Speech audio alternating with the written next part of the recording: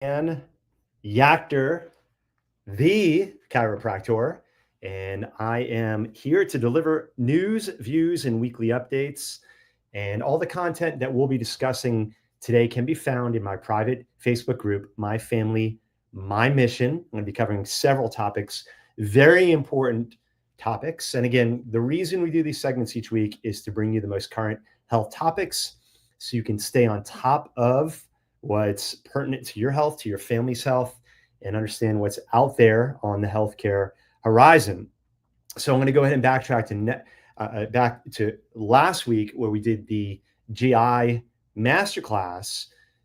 My achy, breaky, leaky gut. We talked about gut health, and the overarching concept with gut health is understanding the fact that the gut is known as the second brain, and there's so much that needs to go right with the gut if we are going to be healthy.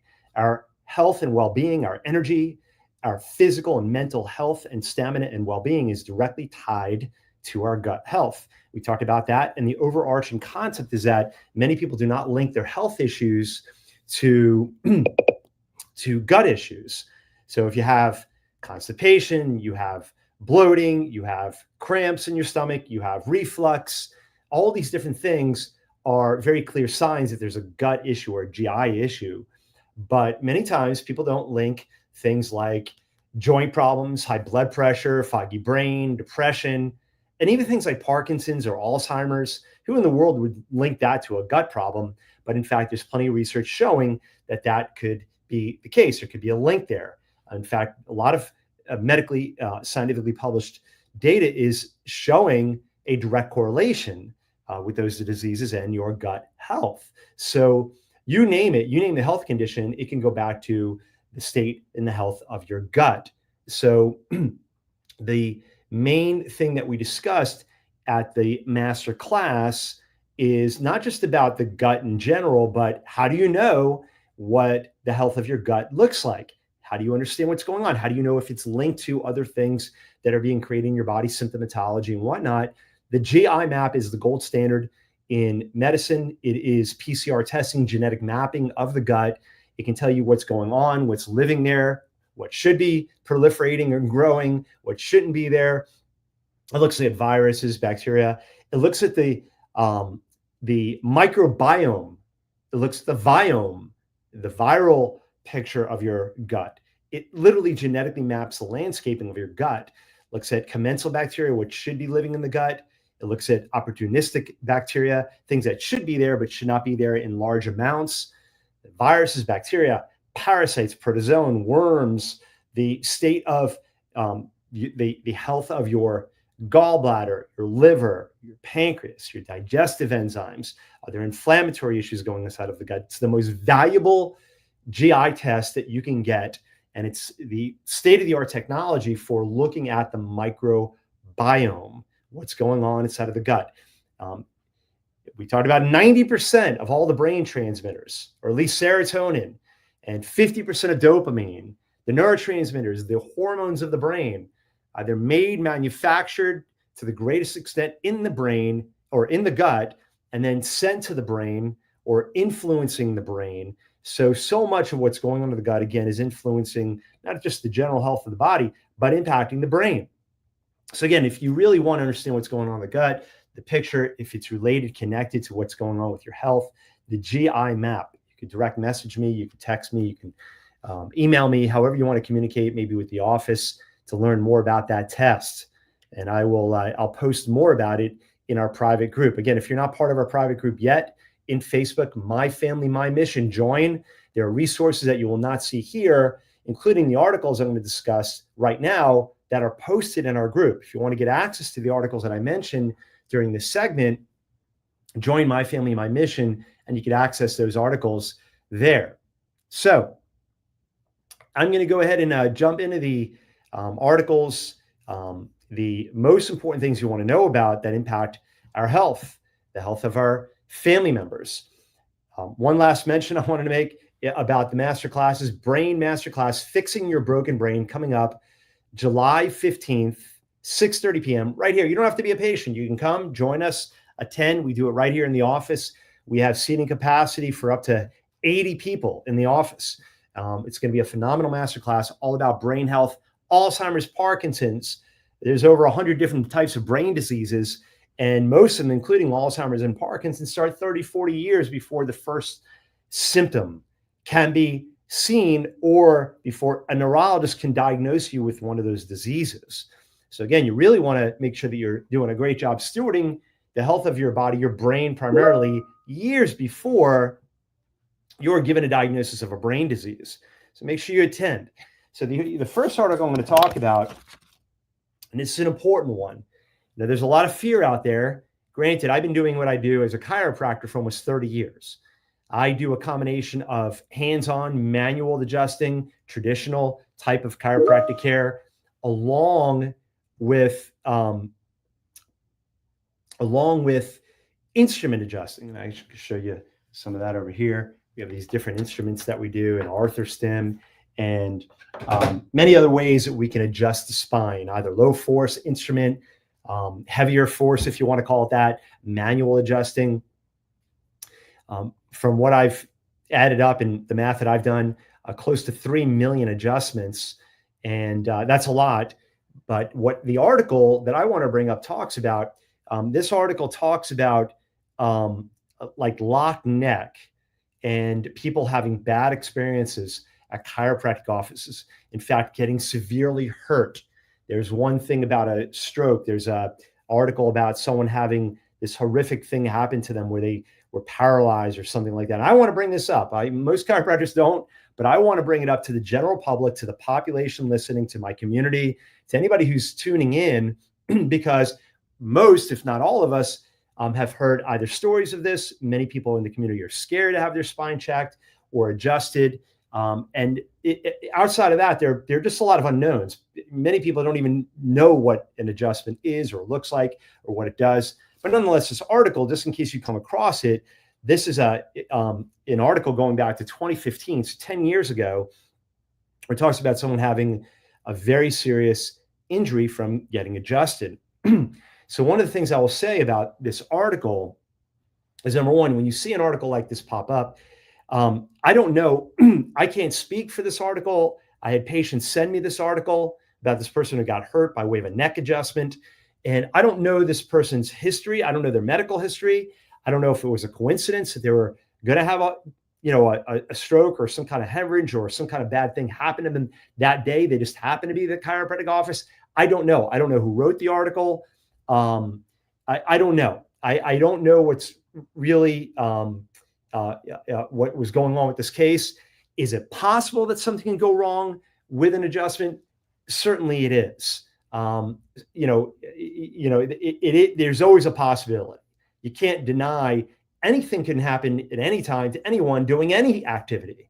You could be jumping up and down on a trampoline and have a stroke or have a bad thing happen. I mean, anything can go wrong. But I will tell you this, is that there's a lot of there are a lot of things that are put out there that, there are a lot of people who don't like the chiropractic profession. They put things out in articles, and I would call it a hit piece. But nonetheless, bad things happen in every industry. Bad things happen in healthcare. There are things that happen. There's malpractice. There's different things that occur that are not necessarily favorable outcomes. But I can tell you this: chiropractic has been around for about 130 years. About 130 years now, established in 1895. And over those 130 years, I'm sure things have happened in chiropractic offices where patients didn't necessarily have the best experience, or they were left with an injury or something like that. But documented, those are probably somewhere in maybe the dozens, maybe hundreds. But one of the things that I always bring up to patients, number one, it's incredibly safe. My car insurance costs more than my malpractice insurance. If you're a medical doctor, an obstetrician, an anesthesiologist, a surgeon for sure, a neurosurgeon, your malpractice insurance is probably going to be like $100,000 or more, if not $100,000, probably close to that. And the reason why is because of the risk. Number one, the medical profession is the fourth leading cause of death in our country. There are the most conservative number is 440,000 deaths per year. when you're given the right medication, the wrong medication, the right surgery, the wrong surgery. The anesthesiologist woke up with a hangover and they give you, instead of 1 cc, they give you 2 cc's and you don't wake up. So the fourth leading cause of death is the practice of medicine. The most radical numbers that I've seen is over 1 million deaths a year, and medicine being the number one cause of death. But we'll go with the most conservative number. So again, there are risks in every sector of healthcare, but none as great in the practice of medicine. So strokes happen all the time, neck injuries, all kinds of massive injuries happen in the medical profession. I always tell people that. But that being as it may be, certainly, just like in any other industry, there are bad chiropractors. Most chiropractors I would never let touch me. And it's the same thing in any other profession. Like, for example, I was at the mechanic. I go to Tires Plus down the road here. I literally walking distance from my office. I've been going for 25 years. I have full faith in them. These people are, believe it or not, they're very honest. I like the work they do. I get very honest estimates there. I know the owner. I know his integrity. But 95% of auto shops I would not go to because I don't trust them. I've heard of horror stories, people getting ripped off. So in the automotive industry too, it's only maybe like 5% of that industry you probably can trust.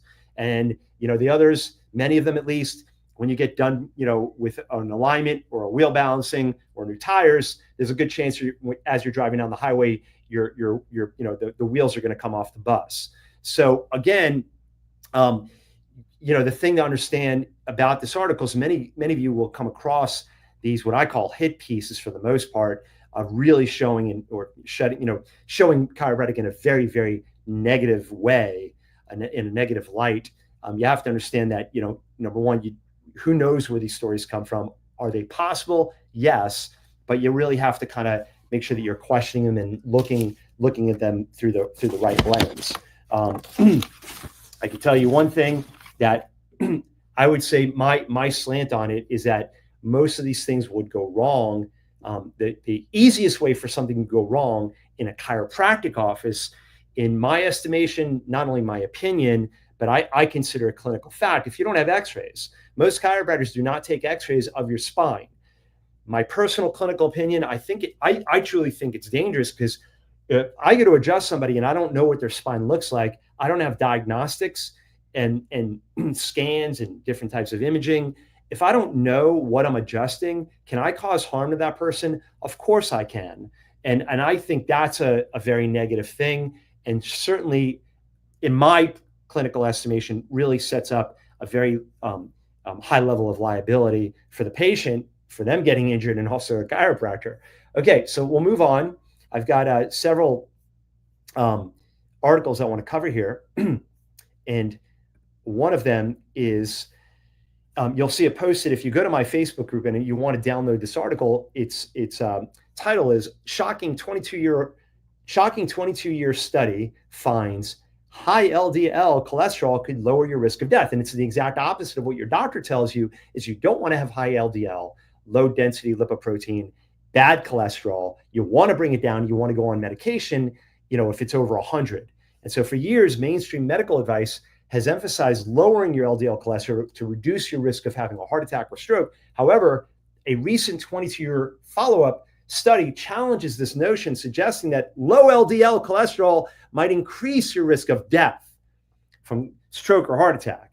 This study, titled "Is LDL Cholesterol Associated with Long-Term Mortality, Long-Term Death Among Primary Prevention Adults?"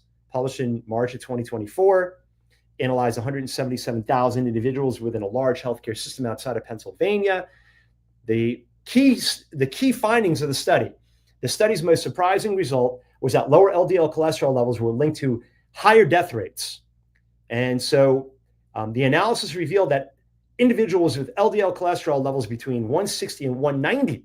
So if your medical doctor sees LDL between 160 and 190, they're going to freak out. They're going to want to put you on. And I use the word freak out because they do. And I hear it all day long, and I know that is happening to patients. The doctors freak out on them, and they tell them you need a cholesterol medication, you need a statin medication, or you need Repatha, an injectable statin or cholesterol lowering medication. But the ones who had the higher LDL, 160 to 190, had the highest survival rates. On the contrary, those with LDL levels between 30 and 79, which is where your doctor wants to get you with a medication, had the lowest survival probability over the study period. So again, mainstream guidelines often recommend maintaining LDL cholesterol levels below 100 milligrams per deciliter. And some studies have even advocated for levels as low as 30 milligrams per deciliter. However, this new data suggests that extremely low LDL levels could be detrimental rather than protective. So, okay, I get it. You may trust and like your medical doctor. You may have known him for the last 20, 30 years. Great. That's wonderful. But if this doctor doesn't know about this research, you may want to bring it to him before they put you on a cholesterol medication or before they keep you on a medication that keeps your LDL too low. So the study introduced the U-shaped risk curve. Mid-range LDL levels, 100 to 159, were associated with the lowest risk of cardiovascular events, heart attacks or strokes. Both very low and very high are not good. There's a U-shaped relationship. Triglycerides and HDL cholesterol. What this article talks about is the most important thing that you and your doctor needs to focus on is your triglyceride level, but more importantly, the ratio, the triglyceride to HDL ratio. And that number should be 2 or under. So the mainstream medical community's focus on lowering LDL cholesterol might overlook the complexity of cardiovascular health. Your doctor may be missing something. Factors like inflammation, insulin resistance, blood viscosity, and iron overload play significant roles in whether or not your arteries are going to clog or harden.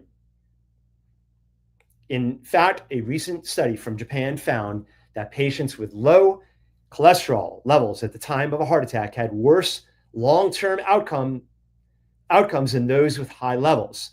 This phenomenon, known as the lipid paradox, suggests that very, very low LDL levels could indicate underlying health problems like inflammation, malnutrition, and muscle wasting.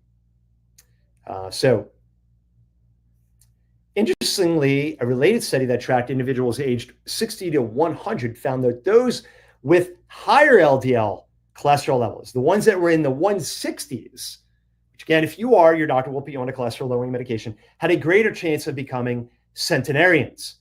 So you have 160 LDL, you have a much greater chance of living a longer life. This raises questions about whether the relationship between LDL cholesterol and mortality risk has been misunderstood by your doctor.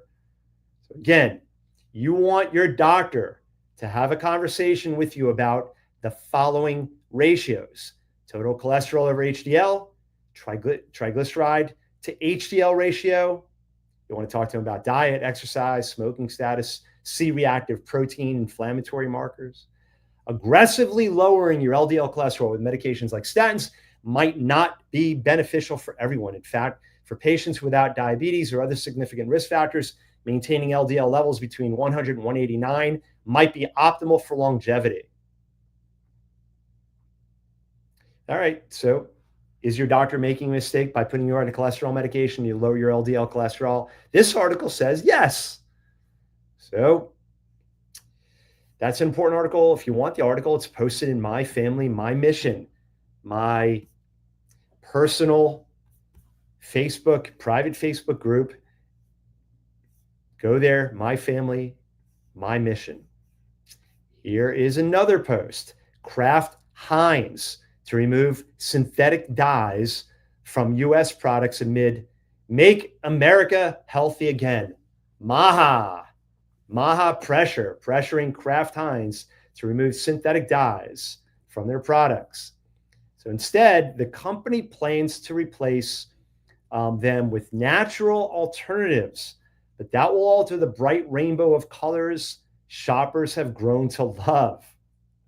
So these natural dyes typically come from a food source, giving them a slight taste. Using turmeric for yellow coloring or beetroot for red, it can cause an off flavor to the products, their food scientists said, but at least they won't be poisoning the American population anymore. And then the last part we will wrap it up with is the post about vaccines, giving multiple vaccines. So RFK Jr. appoints fierce vaccine critic Dr. Robert Malone and 7 others to the immunization committee. Okay, and what happened is, most people are not aware of this, but the childhood vaccine schedule has a minimum of 72 vaccines, up to almost 90 vaccines by a child throughout their childhood by the time they turn 16. It's a big problem. Now, interestingly enough, I have a lot of parents, a lot of people who I take care of, and they've done their research. And by this point in time, unless you've been living in a cave or a rock, everybody pretty much knows what happened with the COVID debacle, the vaccine scam. Everybody pretty much knows how bad these things were, that the pharmaceutical companies lied to us. They did nothing in the way of stopping you from getting COVID, from transmitting it, from staying out of the hospital, from severity of a case, and from dying. They lied about it all. Everybody knows that at this point. All the information's out there. And, I have patients coming in having the conversation about the COVID shot. And many of these families were saying that, this stuff is horrible, we'll never get it. But the very same families are still vaccinating their kids. And most people don't know that the child vaccines are just as bad. And the proof in that is there is a vaccine court out there. And the vaccine court, there was a vaccine injury court established years ago, because the 1986 Act said that the vaccine companies are indemnified. They're protected now from lawsuits. In 1986, there were so many lawsuits being filed against the vaccine makers, from crippling, maiming, and killing kids with the vaccines, that the vaccine company said, we can't keep up with the lawsuits. We need government protection. And the Reagan administration set up an indemnification umbrella that fully indemnified the vaccine makers from being sued. They set up a separate vaccine injury court.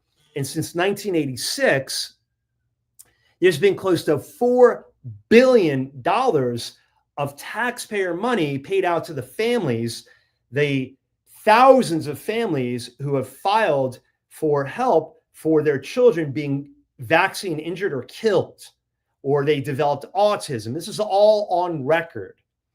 And so up to $4 billion, almost $5 billion paid out, almost $100 million per year paid out.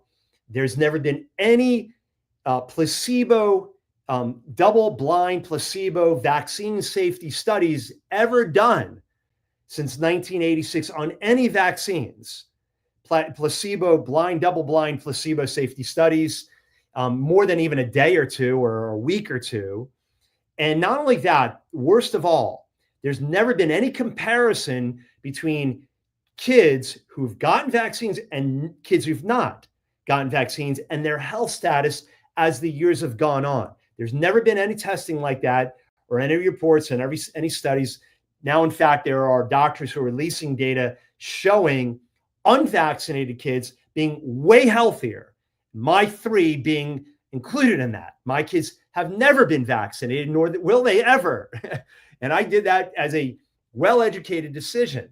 But what's interesting is that this very same people who would never get a COVID shot are still pumping and blowing their kids up with the childhood vaccines, up to 70, 80, 90 of these things, whereas there's been a lot less testing, no safety studies for the childhood vaccines. And I have families who say, never in a million years would I get a COVID shot. And you know what? With our kids are still going to get the kid shots, but you know what? We're just going to spread them out. We spread them out. We don't put them together. You don't get the typical dosages. Like if you've missed a couple and you bring your kids to get shots, they'll give them like 3, 4, 5 shots at once to catch them up, and multiple dosages. There's mercury, there's aluminum, there's heavy metals, there's crazy stuff in the vaccines. But again, worst of all, no safety studies. So you should be aware of that. And that's why I'm posting this stuff, because I want the community to be well informed, to be well educated, and to understand the dangers of not just one of these, but the worst thing of all, that they've no safety studies, but when you go to get them, there are multiple ones are put together, and there's never been any studies to figure out, well, what happens when you take one, but more importantly, what happens when you mix a bunch of them together? So if there's no safety studies on one, my gosh, only God knows what happens when you shove a bunch of them in at one time. So again, what you have in here posted in my private group, all the doses, thank God RFK Jr. just had the COVID shot ripped out of the childhood vaccine immunization schedule. That was crazy. Pregnant women and kids no longer have to get this stuff. So that's in there. You can read about it. And as always, I appreciate you joining me here every Wednesday for Dr. Dan Yachter's news, views, and weekly updates. And this is so you can stay well informed. The main reason I do it is to bring knowledge, information, education, so our community can make the best well-informed decisions. With better decisions, better choices, you could have better long-term health for you and your family. I invite you, if you've never been to the office here in Lake Mary, to my master classes, which I've been teaching for close to 30 years, I invite you. The next master class, again, July 15th, Fixing Your Broken Brain, all about brain health. We want you here. I invite you as my guest. It's going to be a phenomenal night of learning and growing. Thank you once again for joining me. See you next week. Dr. Dan Yachter signing off. God bless.